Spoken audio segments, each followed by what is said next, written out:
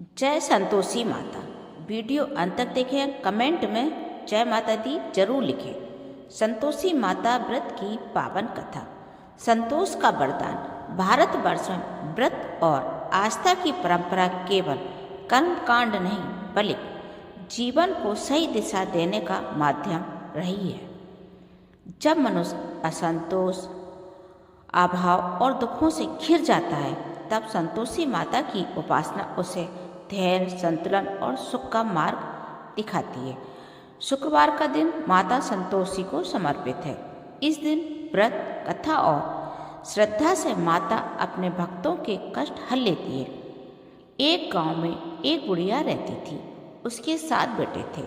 6 बेटे मेहनती, कमाने वाले और सांसारिक चतुराई से भरे हुए थे, जबकि 7वां बेटा सीधा, भोला और दुर्भाग्य का माना जाता था। बुढ़िया बाहर से भले ही सबको समान समझती थी, लेकिन व्यवहार में वह 6 बेटों को ही प्राथमिकता देती थी। 6 बेटों के लिए वह अच्छे पकवान बनाती, उन्हें प्रेम से परोसती और जो जूठन बचती वह 7वें बेटे को दे देती थी। 7वां बेटा यह सब सहता रहा, पर उसके मन में एक दिन शंका जागी। एक दिन उसने अपनी पत्नी से कहा, मुझे लगता है माँ मुझसे सबसे अधिक प्रेम करती है।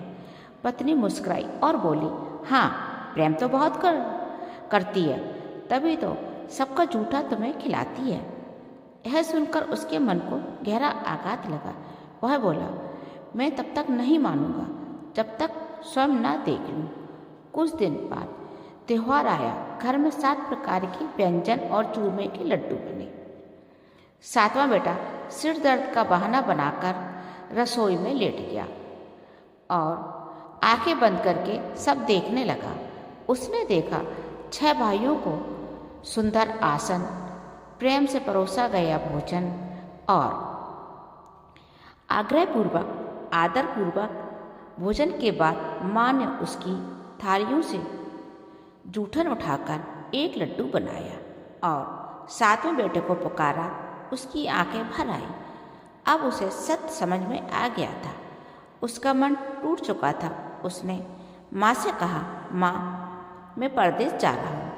माँ ने रोकने का दिखावा किया, पर भीतर से उसे फर्क नहीं पड़ा। जाते समय उसे अपनी पत्नी की याद आई। वह गौशाला में उपले बना रही थी। उसने कहा, मैं परदेश जा रहा हूँ, ईश्वर से कहता हूँ तुम ईश्वर के भरोसे रहना। पत्नी ने धैर्य से उत्तर दिया, आप निश्चिंत जाइए, मैं धर्म और संतोष से जीवन बिताऊंगी। निशानी के रूप में पत्नी ने गोबर भरा हाथ उसकी पीठ पर लगा दिया।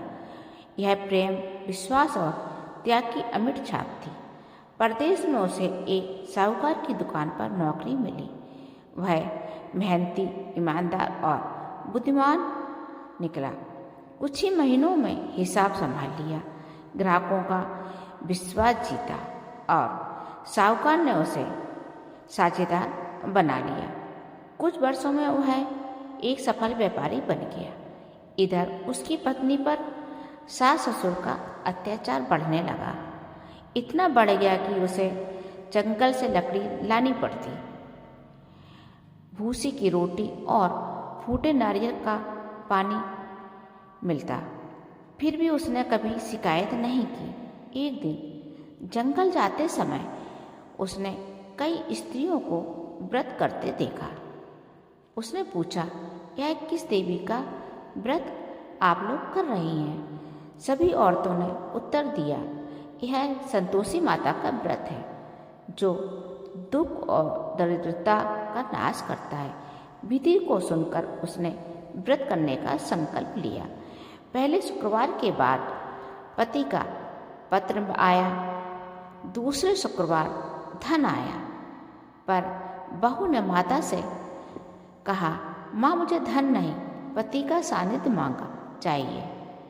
माँ प्रसन्न हुई।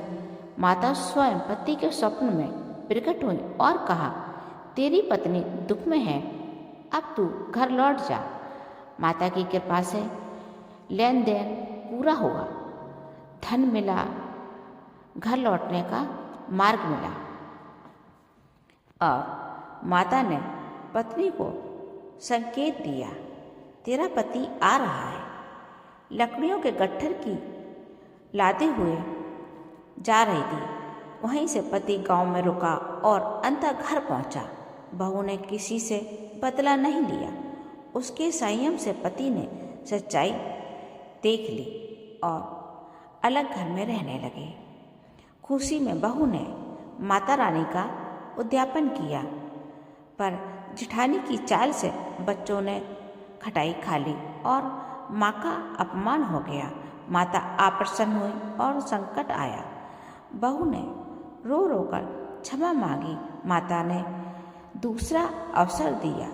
इस बार नियमों का पूर्ण पालन हुआ। माता ने भयावह रूप में परीक्षा ली। सास ने माता रानी का अपमान किया, पर बहू पहचान गई। क्षण भर में माता ने चमत्कार दिखाया। सबने चरण पकड़कर क्षमा मांगी। माता प्रसन्न हुई। पुत्र रत्न की प्राप्ति हुई, सुख समृद्धि मिली, संतोष और शांति मिली। कथा का फल इस प्रकार है, जो श्रद्धा से शुक्रवार का व्रत करता है, खटाई का त्याग करता है और